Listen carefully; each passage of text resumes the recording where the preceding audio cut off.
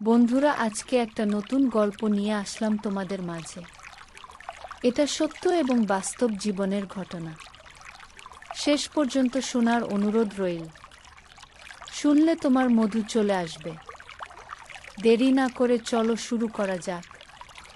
আমি ৩-৫ বছরের একজন বিধবা মহিলা। আমার এক ছেলে এক মেয়ে, তাদের বিয়ে দিয়েছে অনেক আগেই। বয়সটাও তো আর কম হয়নি। তাই যে কোনো পুরুষের চোখ দেখেই তার মনের কথা বুঝতে অসুবিধা হয় না। আমার স্বামী মারা যাওয়ার পর অনেকেই যে আমার সাথে কাজ করতে আগ্রহ ছিল তা আমি ওদের চোখ দেখে বুঝতে পারতাম। আর ওদের এমন আগ্রহ দেখে আমার মনেও কাজ করার জন্য ছটফট করত। শেষমেশ মেয়ের জামাই আমার সাথে যেভাবে কাজ করলো তা শেষ পর্যন্ত শুনলে আমি গ্যারান্টি দিয়ে বলতে পারি তোমাদের দাঁড়িয়ে যাবে।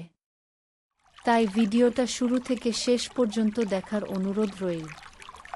সম্পূর্ণ গল্পটি দেখো, তাহলে আসল মজা পাবে। অনেক আগে আমার বাবা মারা গিয়েছিল। তাই আমার যখন বিয়ে দিলাম আর বিয়ের পর আমার মা ও আমার সাথে আমার শ্বশুর বাড়িতে চলে এসেছিল। হঠাৎ করে জানলাম মা গর্ভবতী হয়ে গেল। আমি খুব অবাক হয়ে গিয়েছিলাম যে আমার মা কি করে গর্ভবতী হলো। আমি আমার স্বামীর উপর দোষ দিলাম যে তোমার নিজের শাশুড়ির সাথে তোমার চক্কর চলছে, তাই না? আমার কথা শুনে আমার স্বামী আর আমার মা বাড়ি ছেড়ে চলে গেল। আমার মা যখন সন্তান জন্ম দিল তখন আমার শ্বশুর এমন একটা কথা বল যেন আমার প্রাণ বেরিয়ে গিয়েছিল। কিছু কিছু দুর্ঘটনা এমন হয় যে মানুষ মানতে না চাইলেও মানতে হয়। তখন কষ্ট সহ্য করা ছাড়া আর কোনো উপায় থাকে না। আর এই কষ্ট যদি নিজের কোনো পরিবারের সদস্য থেকে পাওয়া যায় তাহলে যন্ত্রণা আর দুঃখ খুব বেশি হতে লাগে। আমার ভাগ্য আমার সাথে এমন নিষ্ঠুর খেলা খেলেছিল যে আমি নিজেও তা বুঝতে পারিনি। আমি আমার জীবনে এরকমটা কখনোই ভাবিনি যে আমার সাথে এতটা খারাপ কিছু হতে পারে বা আমার জীবনে কখনো এরকম কষ্টের সময় আসতে পারে। আমি খুব সুখের সাথে জীবনে যাপন করছিলাম। হঠাৎ করেই সবকিছু যেন শেষ হয়ে গেল এক নিমিষেই। আমার সংসারে একটা ঝড় আসলো, যার কারণে সবকিছু উড়িয়ে নিয়ে চলে গেল। আমার সংসারটাকে আমি অতি যত্নে সামলে রেখেছিলাম। আমার সমস্ত খুশিকে আগুন লাগিয়ে দিয়ে গেল। আর এই দুর্ঘটনা তখন হলো যখন আমার বিয়ে হলো আর আমার বাবা মারা গিয়েছিল।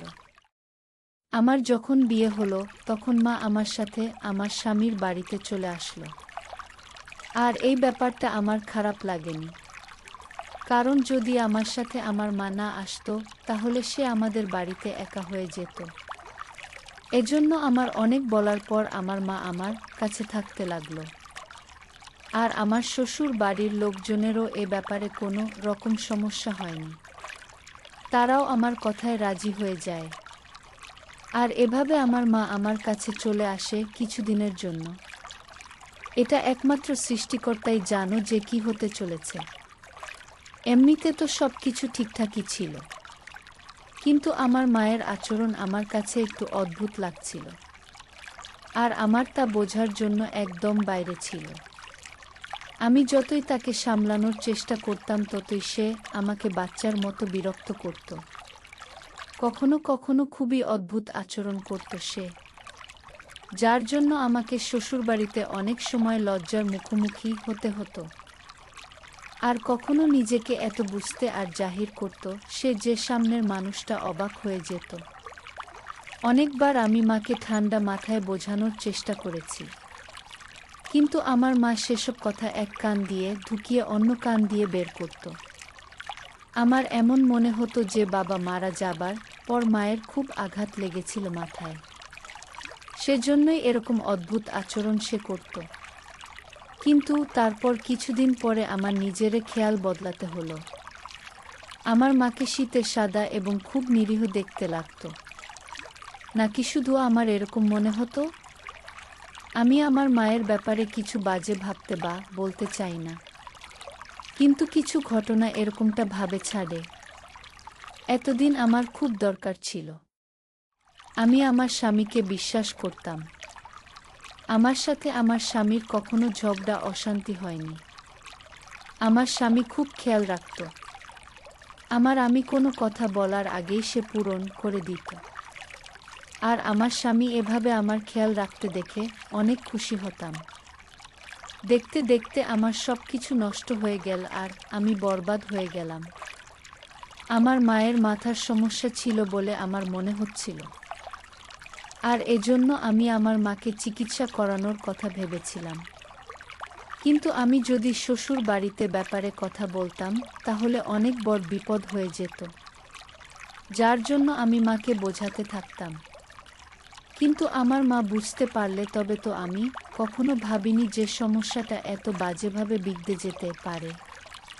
আমার চোখের আড়াল দিয়ে কোনো খেলা হচ্ছিল। আমি এই ব্যাপার বুঝতে পর্যন্ত পাইনি কখনো। আমি সবথেকে বেশি আমার মায়ের খেয়াল রাখতাম। আর এটা আমার জন্য প্রযোজনা ছিল। একটাই তো মেয়ে ছিলাম। আমি যদি আমার মায়ের খেয়াল না রাখি তাহলে কে রাখবে? আর তারপর কয়েক বছর পরে মা আমার স্বামীর সাথে একটু বেশি মেলামেশা করত। প্রথম আমি ব্যাপারটা এড়িয়ে গিয়েছিলাম এই ভেবে যে সব ঠিক আছে। এটা জামাই এর সাথে শাশুড়ির একটা স্বাভাবিক ভালোবাসার সম্পর্ক। কিন্তু পরে আমি তাদের হাসি ইয়ার্কি একসাথে উঠাপসা এগুলো আমার অদ্ভুত লাগতে লাগল। কিন্তু আমি আমার মনের সন্দেহকে জায়গা দিইনি। আর সমস্ত কিছু আমি এড়িয়ে যেতাম। আমি সন্দেহ করতে চাইনি। এমনটা ভাবাও আমার পাপ বলে মনে হতো। আমি এই সমস্ত ভাবতাম আর সেটাকে খুব বাজেভাবে মনের মধ্যে ধিক্কার দিতাম। আমি তো আমার সীমার বাইরেও চিন্তা করতে পারি না যে আমার মা আমার সাথে এরকম কিছু করতে পারে, যার জন্য আমি কাউকে মুখ দেখাতে পারবো না। এই সমস্ত হয়ে যাবে আমি কল্পনাও করতে পারি না। যদি আমি আগে জানতাম তাহলে এ সমস্ত কিছু হতে দিতাম না। আমি আফসোস করছিলাম যে আমি কিছু করতে পারলাম না। আর আমি সেই সময় জানতে পারলাম যখন আমার কিছু করার ছিল না। আর আমি শুধু চেয়ে চেয়ে দেখতে লাগলাম। আমি আমার মা বাবার একমাত্র সন্তান ছিলাম। আমার কোনো ভাই বোন ছিল না। আর আমাদের জীবন ছিল শান্তির, মানে আমার মা বাবা আর আমি। এ সমস্ত কিছুই কি আমার নজরে ঢোকা ছিল? আমি ওই সময় বুঝতে কেন পারিনি এই ব্যাপারটা আমাকে জেন ডুবিয়ে দিচ্ছিল। আর এরকমভাবে কিছু সময় কেটে গেল যখন আমার মা আমার স্বামীর সাথে একটু বেশি মিশতে থাকতো। একটু পর পর আমার বাজে চিন্তা মাথার মধ্যে ঘুরত যে আমার মা কি করছে তার জামাইদের সাথে, সে কোনো সম্পর্কে কোথা থেকে কি বানিয়ে দিচ্ছে। আমি কষ্ট পাওয়া ছাড়া আর কি বা করতে পারতাম? আমি আপাতত কিছু বললাম না, চুপ করে গেলাম। আমি আমার মাকে মা ভেবে চুপ করে থাকতাম আর তাকে কিছু বলার আগে থেমে যেতাম। আমি প্রমাণ ছাড়া এরকম কিছু করতে চাইনি। আমি এর থেকে বেশি আর সহ্য করতে পারছিলাম না। আমি আবার মাকে বোঝাতে লাগলাম, কিন্তু আমার মা কিছুতেই বুঝতো না। আর আমাকে বলতো যে তুমি এমনই বিনা কারণে চিন্তা করছো, আমি তো ভালোভাবে আমার সময় কাটাচ্ছি। এগুলো বলার পর আমার মা আমার সামনে কিছু আবেগ নাটক করত, যার মধ্যে আমি খুব ভালোভাবে ফেঁসে গেলাম। আর আমার এই সময় মায়ের লুকিয়ে থাকা হাসির উপর চোখ যায়নি। কিন্তু আমার কিছুটা তো সন্দেহ হয়েছিল, কারণ আমার ভিতরে অদ্ভুত একটা অস্থিরতার জন্ম নিয়েছিল। আমার এমন মনে হচ্ছিল যে কোথাও কিছু ভুল হচ্ছে। আমার তো মাথার মধ্যে এটা ছিল না যে এত জঘন্য কাজ আমার মা করতে পারে বলে। আর তারপর সময় ভীষণ তাড়াতাড়ি কাটতে লাগলো। আমার মা একদম সেরকমই ছিল। আর সেই একই রকম ঘটনা বা ব্যবহার সে করতে লাগল। আমি এবার আর তাকে আটকালাম না। চুপচাপ আমি দেখতে থাকলাম। এখন তো মায়ের যেখানে যাবার দরকার হয় আমার স্বামীকে সে সাথে করে নিয়ে যায়। আমি এই পরিবর্তন দেখে অবাক হয়ে গিয়েছিলাম যে এটাই কি আমার কপালে হবার ছিল। কিছুদিন পরে মায়ের বাড়ি থেকে বেরোনোর ব্যাপারটা খুব বেড়ে গিয়েছিল। প্রায় প্রতি একদিন পর পর প্রায় দিনই মা বাইরে গিয়ে ঘুরে আস। আমি জিজ্ঞাসা করলে মা বলতো আমি অমুকের বাড়ি গিয়েছিলাম দেখা করতে। কখনো এটাও বলতো যে কাউকে দেখতে গিয়েছিলাম। আমি অবাক হয়ে যেতাম দেখে যে এখন এরকম কোনো সম্পর্ক তৈরি হয়ে গেল না তো যার ব্যাপারে আমি জানি পর্যন্ত না। আর বাবার সামনে যা কখনো কোনো কথা পর্যন্ত ওঠেনি। এখন হঠাৎ করে এদের কথা কিভাবে মনে পড়ে গেল। আমার মা বদলে যাচ্ছিল আর এগুলো তার বাহানা ছিল মাত্র। আমার মনে তাই অস্থিরতা কাজ করছিল। একইভাবে আমি এবার জানতে চাইছিলাম যে ব্যাপারটা আসলে কি, কেননা আমার থেকে কিছু একটা লুকোচ্ছিল। আর এটা তো আমি জানতে পেরে গিয়েছিলাম। তার ঘাবড়ে যাওয়া দেখে যখন আমি তাকে জিজ্ঞাসা করতাম সবসময় সে একটু ঘাবড়ে যেত। আমি এবার সুযোগ খুঁজছিলাম, কিছুটা আমি জানতে পেরেছিলাম। আর তারপর আমার মায়ের প্রতিদিন আমার স্বামীর সাথে ঘোরা হাসি মজা করা এসব বেড়ে গিয়েছিল। আমি একেবারে সন্দেহবাতিক মহিলা ছিলাম না। আমি আমার স্বামীকে যথেষ্ট বিশ্বাস করতাম। আর মাকেও আমি একেবারেই সন্দেহ করতে চাইনি। কিন্তু এখন পরিস্থিতি এমন একটা পর্যায়ে আমাকে নিয়ে গিয়ে দাঁড় করিয়েছে, যেখানে আমি ভাবতে বাধ্য হয়েছি। আর তারপর আমার ভিতরের সন্দেহটা ঢুকে গিয়েছিল। আমার হৃদয় অস্থির করতে লাগল। আমি আমার এই অবস্থার জন্য বিরক্ত হয়ে গিয়েছিলাম। আমি নিজে পরিস্থিতির জন্য না কিছু করতে পারতাম আর না কাউকে বলতে পারতাম। শ্বশুরবাড়ির সবাই মায়ের আচরণ দেখছিল। আর কতবার যে আমার শাশুড়ি আস্তে করে আমাকে বলেছে যে নিজের মায়ের উপর নজর রাখে, এই লক্ষণগুলো ঠিক নয়। নিজের স্বামীকে কাবু করা শেখো, না হলে তোমাকে পস্তাতে হবে। আর আমি অবাক হয়ে তাকে দেখতেই থেকে যেতাম আর ভাবতাম যে সে কি বলে চলে গেল। আমি তার উপর খুব রেগে গেলাম, কিন্তু আমি নিজের রাগকে নিয়ন্ত্রণ করলাম আর সন্দেহ হতে ডুবে গেলাম। তাকে যদি বলতাম ও তাহলে কি বা বলতাম, যখন কিনা আমার মায়ের অদ্ভুত আচরণ আমার সামনেই ছিল। শাশুড়ির কথাবার্তার কারণে আর কিছুটা মায়ের অদ্ভুত আচরণের জন্য এবার আমি খুব চিন্তায় পড়ে গেলাম আর বিরক্ত হয়ে গেলাম। আর দিনের পর দিন আমার রাগ বাড়তে লাগলো। স্বামীর সাথে আমি বেশ কয়েকবার ঝগড়াও করলাম। আর কিছুদিন পরে যখন আমি সকালবেলা উঠলাম, ঘুম থেকে উঠে আমার মাথা খুব ভারী ভারী থাকতে লাগলো আর আমার মাথায় যন্ত্রণা হতে লাগলো। আমি অবাক হয়ে গেলাম যে এরকমটা কেন হচ্ছে। রাতে যখন আমি ঘুমানোর জন্য শুয়েছিলাম, হঠাৎ করে খুব গভীর ঘুম এসে গেল আর ঘুমও এমন বাজেভাবে আসলো যে আমি কিছুই বলতে পারি না।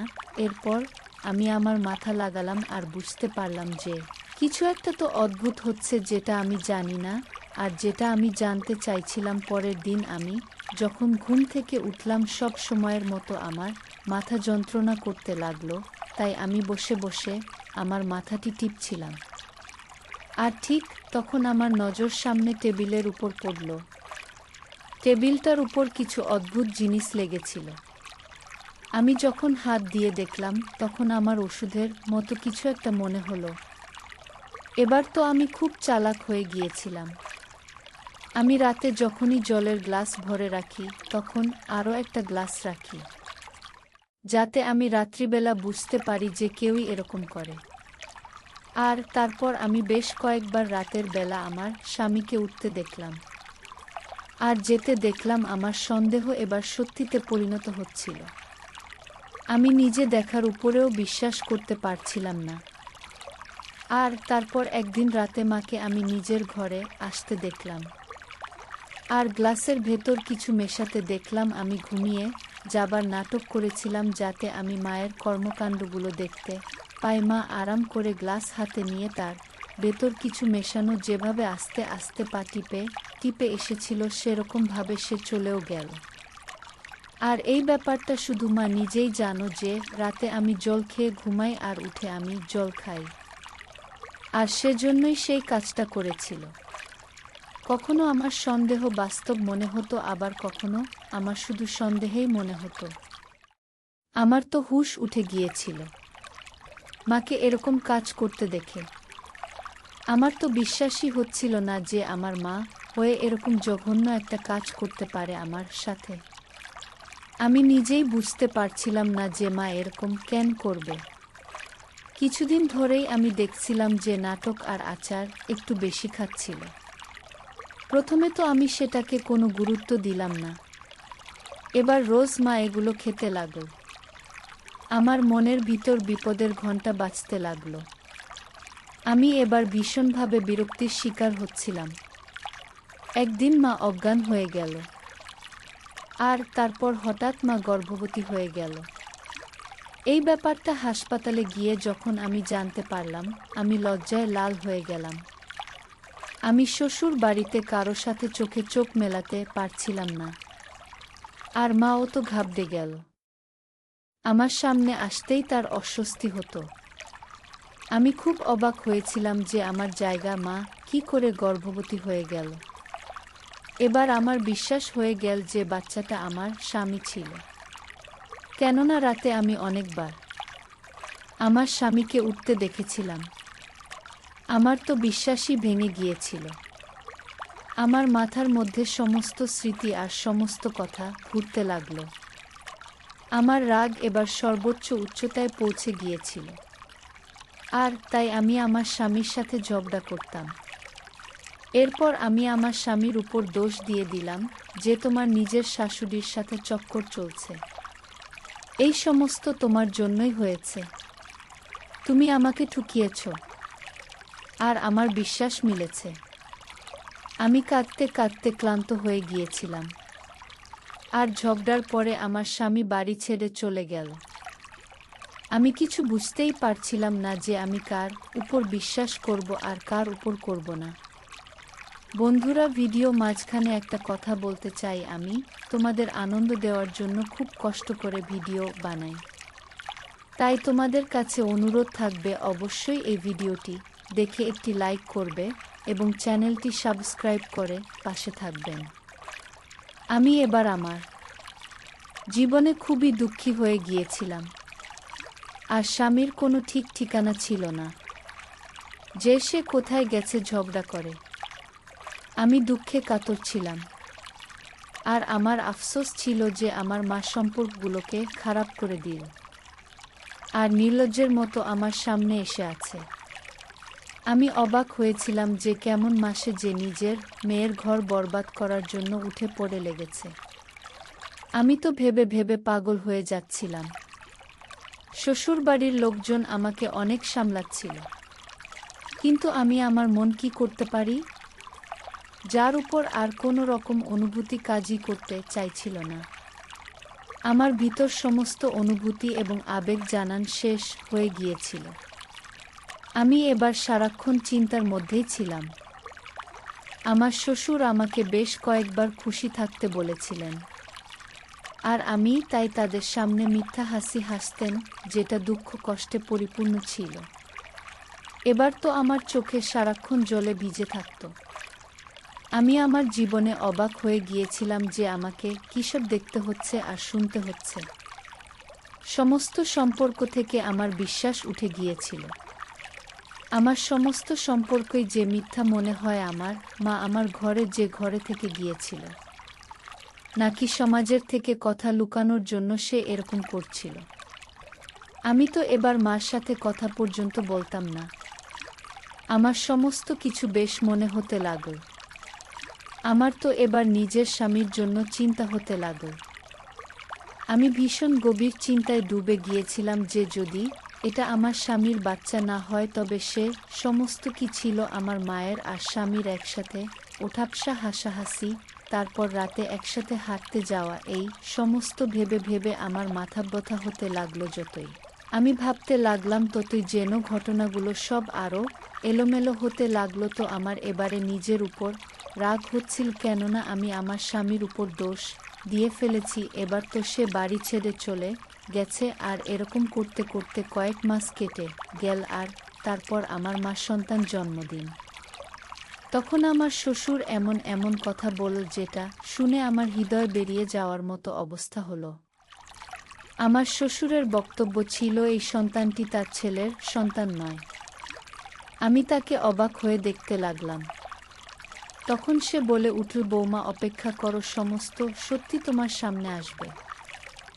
আমি তার কথা শুনে অবাক হয়ে দাঁড়িয়ে রইলাম যে শ্বশুর কি বলছে আর কোনো সত্যি কথা সে উল্লেখ করেছে। আমার আর কি দেখতে বা শুনতে বাকি আছে? আমার মধ্যে আর কোনো কিছু সহন করার মতো ক্ষমতা ছিল না। আমি আর কোনো রকম কষ্ট সহন করার মতো অবস্থায় ছিলাম না। আমি প্রতিটা রাত কান্না করে কাটাচ্ছিলাম। আমার চোখ কান্নার কারণে ফুলে থাকত। সবসময় আমি সৃষ্টিকর্তার কাছে প্রার্থনা করতাম যে আর কিছু এরকম আমাকে দেখি না যেটা আমার আয়ত্তের বাইরে। আমি খুব অশান্তির মধ্যে ছিলাম। আমার শান্তি শেষ হয়ে গিয়েছিল। বরং এটা বলা ভালো যে আমার মনের শান্তি ধ্বংস হয়ে গিয়েছিল। হয়তো আমার খুশিতে কারো নজর লেগে গিয়েছিল। এবার মা প্রতিদিন আমার কাছে এসে কিছু একটা বলতে চাইতো, কিন্তু আমি তার সাথে কোনো কথা বলতে চাইতাম না। আমার চোখের উপর সন্দেহে যে পথটি বাঁধা হয়ে গিয়েছিল তা আমাকে আর কিছু দেখতে দিত না। আমার নিজেকে কখনো মনে হচ্ছিল যে আমি পাগল হয়ে যাচ্ছি। আমার শরীর আস্তে আস্তে খারাপ হতে লাগলো। আমি এবার অসুস্থ থাকতে লেগেছিলাম। আমার শ্বশুর আমাকে কখনো সান্ত্বনা দিতেন, আবার কখনো সাহস দিতেন। আমি অনেকবার আমার শ্বশুরকে এই কথাটা জিজ্ঞাসা করেছিলাম, কিন্তু তিনি কথাটা বারবার এড়িয়ে যেতেন আর বলতেন যে উনার ছেলে মানে আমার স্বামী তাড়াতাড়ি ফিরে আসবে। আমি তার কথা বিশ্বাস করে নিয়েছিলাম। যখন উনি এতবারও আমাকে বলছেন তো আমাকে তার কথা মানতেই হলো। আর তারপর একদিন আমার স্বামী হঠাৎ করে বাড়ি ফিরে এল। কিন্তু আমার সাহস হলো না যে আমি তার সাথে কথা বলতে পারি বা তাকে কিছু জিজ্ঞাসা করতে পারি। আমার একটু লজ্জা লাগছিল, কিন্তু আমি এখনো সন্দেহের মধ্যে ডুবেছিলাম। আমি জানতাম না যে আমার সামনে কি সত্যি আসতে চলেছে। আমাকে এবার বিভিন্ন রকম সমস্যা ঘিরে ধরেছিল। শ্বশুর আর স্বামী দুজনেই একদম চুপচাপ হয়ে গিয়েছিলেন। আর তারপর একদিন হঠাৎ সত্যি বলে দিলেন যে এটা শুনে আমার পায়ের তলার মাটি সরে গেল। আমি তো ভীষণভাবে আঘাত পেয়েছিলাম। আমার স্বামী তখন আমার সামনে ছিল এবং আমায় সে হাসপাতালে নিয়ে গিয়েছিল। আমার অবস্থা খুবই খারাপ হয়ে গিয়েছিল। তারপরেও আল্লাহর কৃপায় আবার আমার জ্ঞান ফিরল। আর তারপর আমি আবার চুপচাপই থাকতে লাগলাম। আমার আফসোস হচ্ছিল যে আমার মা বলতে আমি যাকে চিনি সে কিনা আমার জীবনটাকেই নষ্ট করে দিয়েছিল। আর ওই মহিলার জন্য আমি আমার স্বামীকে সন্দেহ করেছিলাম, যার কোনো দোষই ছিল না। সে তো এমনিতেই আমার মায়ের সঙ্গে সম্মানজনক ব্যবহার করত, যেটা আমার সন্দেহের জন্য আমি বুঝতেই পারিনি। আমি এবার থেকে লজ্জার মধ্যে ডুবে যাচ্ছিলাম। আমার মায়ের সত্যিটা জানার পর আমি ভাবতেও পারি না যে আমার মা এরকম হবে। কেউ এত বাজে হয় বা এত বাজে ব্যবহার করে। মা শুধু নিজের কথাই ভেবেছিল আর এত জঘন্য কাজ করেছিল এই মহিলা। আমার মা হওয়ার যোগ্যই ছিল না। আর আমি বুদ্ধিহীন ও চিন্তা করে মরে গেলাম। আমার তো সেই দিন থেকেই চোখ খুলে রাখা উচিত ছিল, কিন্তু আমার কোনো কথাই চলছিল না। আমার তো ইচ্ছা হচ্ছিল যে ওই মহিলার কিছু ক্ষতি করে দেই, যে কিনা নামমাত্র আমার মা, যার মধ্যে মায়ের কোনো গুণই ছিল না। আমার শ্বশুর আমাকে যে সত্যিটা বললেন সেটা জানার পর আমার তো কোথাও পালিয়ে যায় মনে হচ্ছিল কোথাও পালিয়ে গিয়ে লুকিয়ে পড়ি, কারণ সত্যিটা আমাকে খুব কষ্ট দিয়েছিল। আমার মা আমার বাবাকে বিষ দিয়ে মেরে দিয়েছিল আর তারপর লুকিয়ে গিয়েছিল আর অন্য কাউকে বিয়ে করেছিল। আর তার কারণেই আমার মা গর্ভবতী হয়েছে। মা রাতে আমাকে আর আমার স্বামীকে ঘুমের ওষুধ খাইয়ে দিত যাতে তার কুকর্ম কেউ বুঝতে না পারে, আর সে বাইরে গেলে কেউ যাতে তাকে দেখতে না পায়, আর তার কাজ সে খুব সহজেই করতে পারে। এত বড় ধোঁকা, এত অন্যায়, সমস্ত সত্যি আমার প্রাণ বের করার জন্য যথেষ্ট ছিল। এদিকে আমার সামনে সে রকম সাধারণ আর নির্ঘুত আমার তো মাঝে মাঝে সেই দিনটার কথা মনে পড়ছিল, যেদিন আমার মা এই নাটকটা রচনা করেছিল, আমার বাবার মৃত্যুতে দুঃখী হওয়ার নাটক করা, তারপর আমার বিয়ে তাড়াতাড়ি করিয়ে দেওয়া, তারপর আমার সাথে আমার শ্বশুরবাড়িতে এসে থাকা সবকিছু আমার ভালোভাবে মনে পড়ছিল, কিভাবে চালাকি করে আমার মা আমার সাহায্য নিয়েছিল।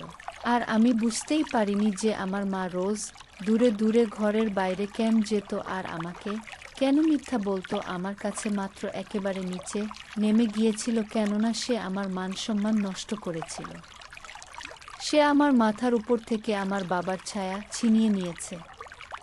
আমি তাকে কখনো ক্ষমা করব না। আর সে যে কাজ করেছে এমনিতেই ক্ষমার যোগ্য কিনা। আমার ব্যবহার তার সাথে যথেষ্ট কঠোর হয়ে গিয়েছিল। আর একদিন আমি তাকে বলে দিলাম যে তার সত্যিটা আমি জেনে গিয়েছি। আমার এই কথা শুনে তার মুখ কালো হয়ে গেল, আর সে পুরোপুরি ঘাবড়ে গেল আর বাজেভাবে ঘামতে থাকল। আমি তাকে দেখতে চাইছিলাম না, যার কারণে আমি তাকে যেতে বলে দিলাম, কিন্তু পরে সে আমার থেকে ক্ষমা চাইল। এখন তো সে আমার চোখে চোখ মেলানো যোগ্য নয়। ভালো হোক আমার শ্বশুরের, যিনি আমার অজান্তে আমার মায়ের পিছনে গোয়েন্দাগিরি করা শুরু করেন আর সত্যিটা সবার সামনে নিয়ে আসেন। যদি এই সত্যিটা আমার সামনে না আসতো তাহলে আমি সন্দেহ করতে করতেই মারা যেতাম আর আমার স্বামীকে দোষী ভাবতাম। আমার শ্বশুর তার ছেলেকে কোনো কিছু জিজ্ঞাসা করেননি। আমি আমার স্বামী চোখের সাথে চোখ মেলাতে পারছিলাম না। তারপর একদিন আমি আমার স্বামীকে দোষারোপ করার জন্য তার থেকে ক্ষমা চাইলাম।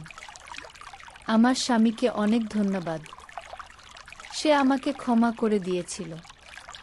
আমার স্বামী আমার সমস্যা আর আমার অবস্থার কথা ভালোভাবেই জানো, তো সেজন্য সে আমাকে ক্ষমা করে দিয়েছিল। আর আমার সে খেয়াল রাখতে লাগল, যেমন আগে রাখতে। আমার অসুস্থতাকে যথেষ্ট চিন্তার মধ্যে ফেলে দিয়েছিল, যার জন্য সে আমার অনেক খেয়াল রাখত। আমার শ্বশুর স্বামী আমাকে বুঝিয়েছিলেন যে কোনো কিছু ব্যবস্থা নিলে মায়ের বিরুদ্ধে অনেক বদনাম হবে, বরং তোমার মাকে দুনিয়ার মার খেতে দাও।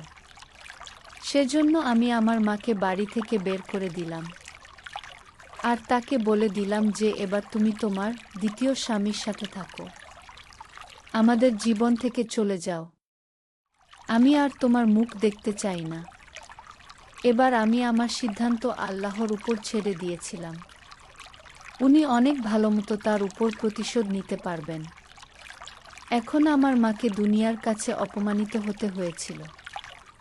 আমি বিশ্বাস করতাম সন্দেহ খুব বাজে আর বড় অসুখ। সন্দেহ সমস্ত কিছু খেয়ে ফেলে, আর জীবনে মানুষ শুধুমাত্র অঙ্ক মেলাতে থেকে যায়। আমার চোখে বাধা সন্দেহে পড়তে খুলে গিয়েছিল। সন্দেহ গভীর সম্পর্কে দুর্বল করে দেয় আর শেষ পর্যন্ত সম্পর্ক খারাপ করে দেয়, শেষ করে দেয়। এরকম অসুখ থেকে বাঁচা উচিত, তার প্রমাণ ছাড়া কারো উপরে দোষ দেওয়া উচিত না। যে কাজ আমি করেছিলাম তার জন্য আমি মন থেকে লজ্জিত ছিলাম। আর এবার পরিবারের ভালোবাসা আর মনোযোগের কারণে আমি স্বাস্থ্যবতী হয়ে উঠলাম, যার মধ্যে সবথেকে বেশি হাত ছিল আমার স্বামী। আমার স্বামী আমাকে বলেছিল যে সে রাতের বেলা উঠে শ্বশুরকে দেখতে যেত, কেননা আমার শ্বশুরের ডায়াবেটিস রোগ ছিল। রাতে তার ডায়াবেটিস হয়ে যেত। আমার তো নিজের উপর রাগ হচ্ছিল আর লজ্জা পাচ্ছিলাম আমি। আবার তাই আমার স্বামীর থেকে ক্ষমা চাইলাম আমি। যত্নবান স্বামী পাওয়া ভাগ্যের ব্যাপার। আমি এ ব্যাপারে সৌভাগ্যবতী। আর এবার আমি আমার বাচ্চাদেরকে নিয়ে খুব ভালোভাবে শান্তিতে জীবনযাপন করতে লাগলাম। বন্ধুরা, আজকের গল্পটি কেমন লাগলো তা অবশ্যই কমেন্ট করে জানাতে ভুলবেন না। আর এরকম নতুন নতুন গল্প পেতে আমাদের চ্যানেলটিকে সাবস্ক্রাইব করে পাশে থাকবে।